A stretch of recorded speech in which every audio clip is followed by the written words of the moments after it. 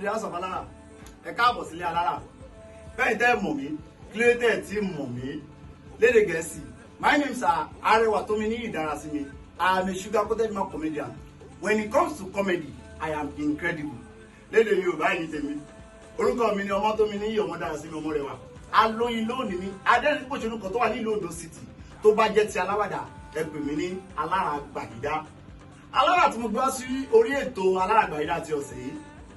Ṣé o náà ni Alára tí àwọn ènìyàn mọ̀ gẹ́gẹ́ bí ẹni tí ó máa ń ṣàánú obìnrin ju ọkùnrin lọ?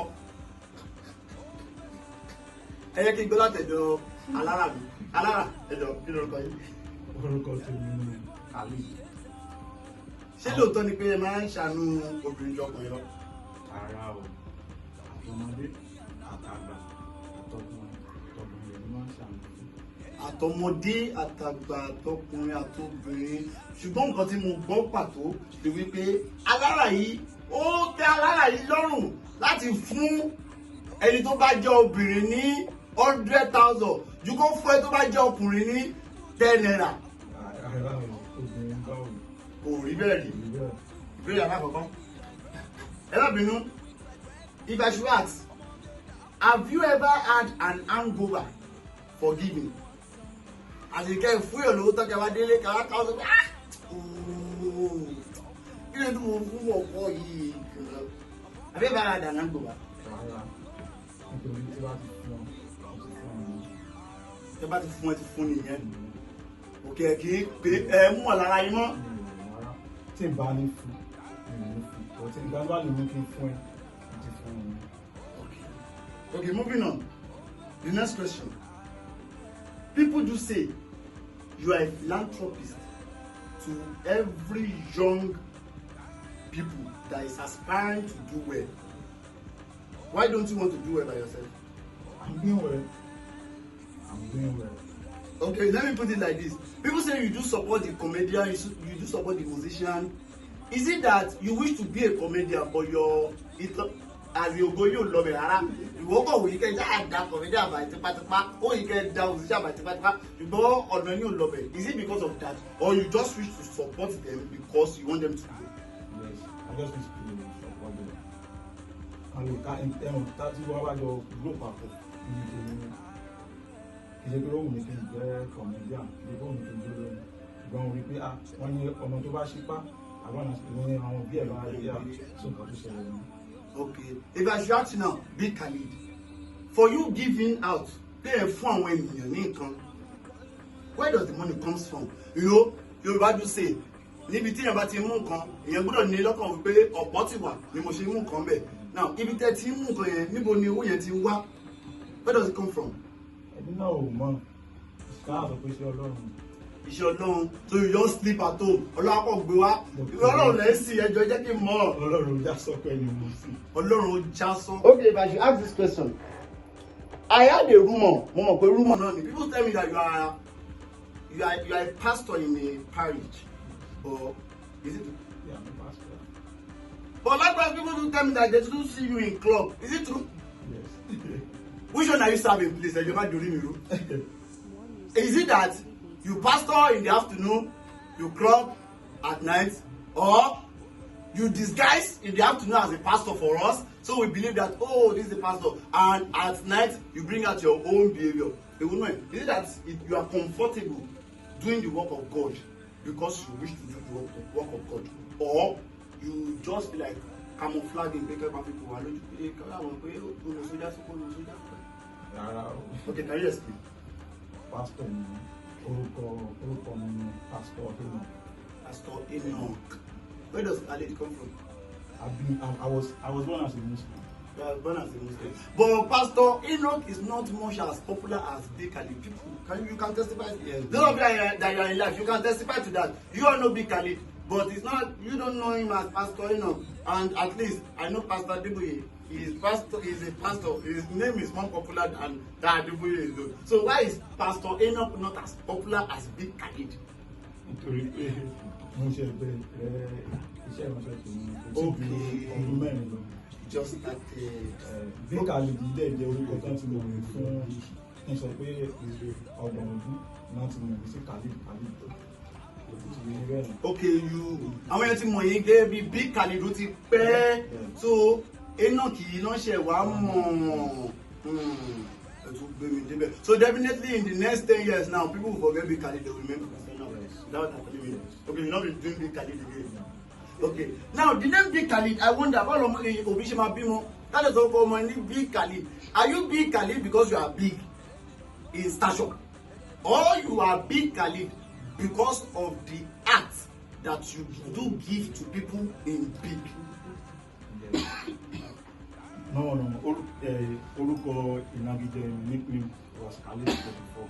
Khalid, yes. When I was in secondary school. My yata Khalid, wọ́n bá ti gbọ́ Khalid, èyí tẹ́ wà náà tẹ́ gbọ́ Khalid, ẹjọ́ olúwa jẹ́ Khalid, àwọn Google gẹ́gẹ́, àwọn tó ń dán school dédé. Ìtàn wà lórí Khalid. Okay, ìtàn tó wà lórí Khalid. Olóòtú kan náà wọ́n pè ní Khalid báyìí. Ìbò tẹ̀ wá mọ́. Wọ́n máa pe ọtí yẹn ní Khalid. So that 2006 then Yorùbá ọmọdé gbọ̀ngbọ̀n báwọn èèyàn mú Khalid wọ́n mú Khalid nínú àwọn amú ní alẹ́ mo lọ́wọ́ pé fún iná máa ṣiṣẹ́ sí ọdún báyìí so mo wá mú àròjọ́ kejì orí pápó bára mi ọ̀la ibi ó mú wa yìí yóò délé ní ọkàn jábàlẹ̀ pé wọ́n sọ pé mi bọ́ọ̀ mo wà àwọn èèyàn pè pé àwọn wà ní bọ́ọ̀ bọ̀ wọ́n fẹ́ ó yé ẹ̀rẹ́ so wọ́n ti Khalid ìyẹn ló pa mí délé tí wọ́n wá yí tí wọ́n fi ó yẹn sí orúkọ ènìyàn àdèdè Khalid bí orúkọ yìí ṣe wá ní ẹ Khalid Moscow jẹ́ Khalid. Okay, moving on to another question. Have you ever rejected someone? Maybe ẹni ẹ bèrè fún ìrànlọ́wọ́ pé ó Big Khalid mo fẹ́ ṣe nǹkan báyìí ẹ jọ̀ọ́ ẹ wá ràn mí lọ́wọ́ tẹ wá dán pé níbo ṣe mo mọ ìyá rẹ ni. Have you ever rejected anyone before? Don't worry, we are in life, everybody knows. Mo ra àwọn tí mo lè reject mi pé bóyá mo wo bó ṣe rí ìwà tó ìwà bó ṣe bèrè nǹkan ẹ̀wọ̀n ẹlòmíà sọ pé ní ń pa òun ebi ò dẹ̀ pa fẹ́ lọ fowó ta tẹ́tẹ́ ẹlòmíà sọ pé ebi ń pa òun ebi ò pa fẹ́ lọ fowó ra kólò so èmi á wò pé ebi ń pa àbí bẹ̀rẹ̀ jáde ní búkà àjọ jẹun tó bá jẹ́ ìyẹn àjọ jẹun ṣùgbọ́n tó bá sọ pé ẹ̀gbọ́n bẹ̀rẹ̀ owó mi kù díẹ̀ ẹ̀gbọ́n ṣò mi fẹ́ gba iṣẹ́ báyìí kù díẹ̀ àwọn tí gbọ́n pé ẹni ṣe pé ó fẹ́ lọ fowó mi ta tẹ́tẹ́ fẹ́ lọ fowó mi mú kò lóògùn gbogbo bẹ́ẹ̀. So that the only fact if you reject your brain, okay, wow. Okay, let me ask this question. Big Khalid, have you ever, now let's take it like this, people know you as Big Khalid. Now, have you ever for once in your lifestyle being Big Khalid, have you ever for once shouted outside or reacted angrily about somebody kí ó wá fi mú another thinking wá sí minded to me? If you get what I'm saying, because have you ever reacted in a way that is not cool enough outside that make another people have another mindset about you? Because this Big Khalid that I know, everybody do say Big Khalid, Big Khalid, Big Khalid, but nobody that I've ever known, has ever said any bad utterances about you. Big Khalid alone, nobody has ever said big bad thing about you. Is it that you are hiding it just because you want to be doing ojú ayé? Àwọn tó bá mọ̀ mí, àwọn tá a jọ rìn wọ́n ti mọ̀ wá mí. Wọ́n mọ táǹtì tí ó bá fẹ́ bínú. So bàtà bá bínú yẹn, àwọn náà ti mọ̀ pé àlè tó fẹ́ bínú. Wọ́n ti àwọn ètò wọn ayé kí tó wáyé bá jọ ń pa àwọn náà rárá nílò ìwà ní sọ̀rọ̀ wọn. So mi ò rí náà lè kí n bínú. But àwọn ní ọmọ àlè ló máa rí ní tí ò ní. Yes. So your own Big Khalid now, because bí àwọn ènìyàn tẹ́ pé bí Tinubu ṣe wà báyìí ó ti ń ṣe dáadáa sí wa ká má parọ́ ó ṣe dáadáa sí wa nítorí náà àwọn èèyàn sọ̀rọ̀ dáadáa rẹ̀ ṣùgbọ́n Big Khalid tí mo mọ̀ àwọn èèyàn tún fi ìgbà kan sọ pé ìrọ̀ Big Khalid bákan wọn ti fi ìgbà kan sọrí so ìjẹ́ mo ṣe ní kí n béèrè bóyá ó máa ń rí bẹ́ẹ̀. Okay, now moving on to the last question. Okay, let me say the last but not the least. Let me move on to the last but not the least question. Big Khalid, answer this question with a yes or a no. If you are to choose among all the musicians and the gospel singer or anybody that you've tried imparted into their life, whom are you to choose that out of all the people that you've imparted into their life? And when anything about it, if you see them about the Lord, see she definitely ìwọ náà ò ṣeré nìyẹn. Láì gbogbo àwọn ẹ̀tọ́ tí ń fi kún ìṣeré wọn, èwo lẹ lè mẹ́nubà bíi méjì lè mẹ́nubà pé irọ́ èèyàn báyìí mo fi kún ìṣeré rẹ̀, èèyàn báyìí mo fi kún ìṣeré rẹ̀ as big Khalid. Ta ọ bẹ̀rẹ̀ láti dó kìí ṣe mi nìkan ìgbéjì ẹ̀bá papọ̀ ni ìyẹn Elijah Akitunde Ọlọ́run sọ bẹ́ẹ̀. Elijah Akitunde Ọlọ́run sọ bẹ́ẹ̀ ó ti ń bá wa ṣe ní ó já sọ pé ní èjì ẹ̀rọ ti pẹ́ láyé ìgbà tó ṣe ń bá wa sọ so àpẹẹrẹ àwọn tó gbéga ẹni kejì náà ni ọ̀rẹ́ mi is one of my best friends. I like him. He is Alagbawi. Alagbawi. Yeah, everybody all know Alagbawi. I'm Alagbawi dáadáa. I'm more like that.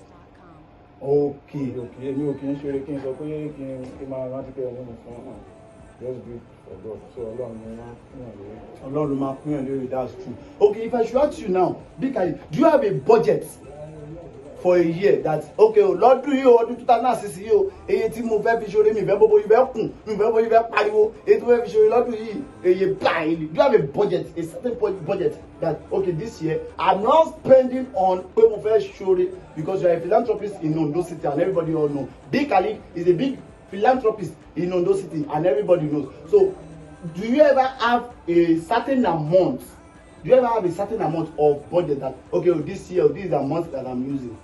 Báwo ni ẹgbẹ́ budget orin? No people do budget now.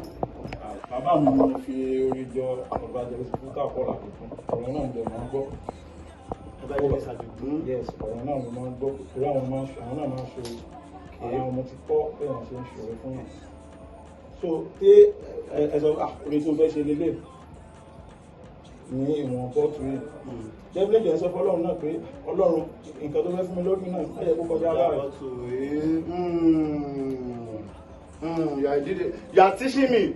Ẹ ti wọnú iṣẹ́ pastor lọ. Ó yá right on. Èèyàn limit orin pé òye báyìí mo ṣe lè budget pé nǹkan tó fẹ́ rà pé expenses lórí aṣọ lọ́dún yẹn òye báyìí expenses pé máa fẹ́ lọ jáde òye báyìí expenses pé máa fẹ́ jẹun òye báyìí kò expenses pé àwọn ìṣòye kò ní limit tó bá ṣe wá ní. Okay. So if I should be putting on to you now this is the House of Alara.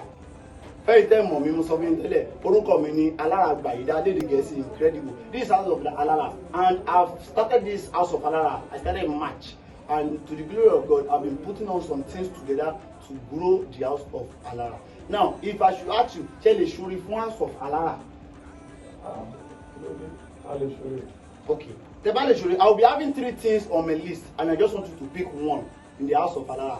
And people at life just listen. Number 1, we need a sound mic. Number 2, I need lights.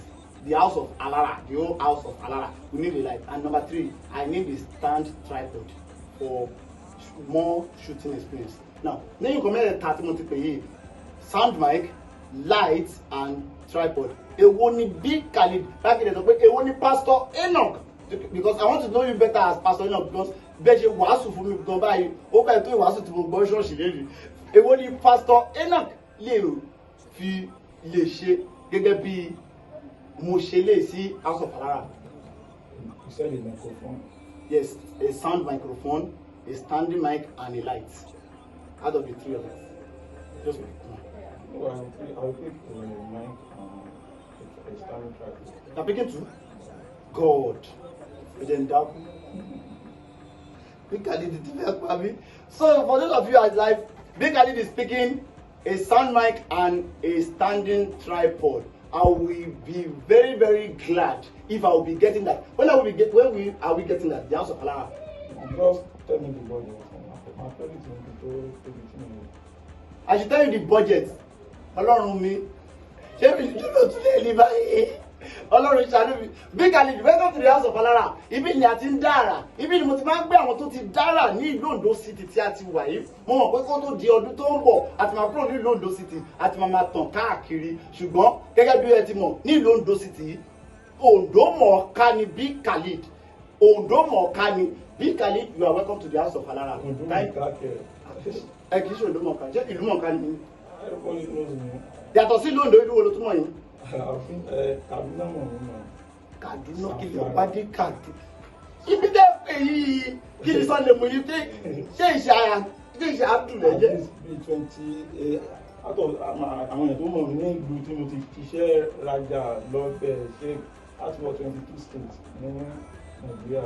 Ẹni tí 22 states bá mọ̀ out of 36 states ìlú mọ̀ọ́ká ni bí mo láti mọ̀ Tinubu gan bó ti mọ̀ ìlú kan wà tó yẹ kó wọn mọ̀ Tinubu. House of Alara, I'm glad to have big Khalid. Now ẹ sọ̀rọ̀ nípa ọjà. You said something about ọjà. Now what particular is that ọjà? Cocoa. So you are into cocoa business. Not only cocoa business. Okay. Into palm oil business. Palm oil business. Palm kernel. Okay, where is your joint? Where can people come and trade? People do trade cocoa, right? Then give me your location so I can tell people at the live. And if I ta cocoa, they ra cocoa. And if I ta palm kernel, right? They ra palm kernel. You don't have to go elsewhere. Ní ìlú Ondo City tí a wà yìí, ẹ jọ ń bọ̀ níbẹ̀.